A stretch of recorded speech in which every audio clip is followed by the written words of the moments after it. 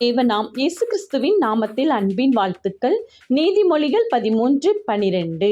நெடுங்காலமாய் காத்திருக்குதல் இருதயத்தை இளைக்க பண்ணும், விரும்பினது வரும்போதோ ஜீவ விருட்சம் போல் இருக்கும். பிரியமானவர்களே, எந்த காரியத்திற்காக நீங்கள் நெடுங்காலமாய் காத்து வேதனையோடு துக்கத்தோடு இருக்கிறீர்களோ அதில் ஒரு நல்ல ஒரு இதை உங்களுக்கு எழும்ப பண்ணுவேன் என்று கர்த்தர் கூறுகிறார். நீங்கள் எதை குறித்தும் இளைத்து போக வேண்டாம். தேவாதி தேவன் எல்லாவற்றையும் நலமாய் முடித்து தருவேன் என்று கூறுகிறார்.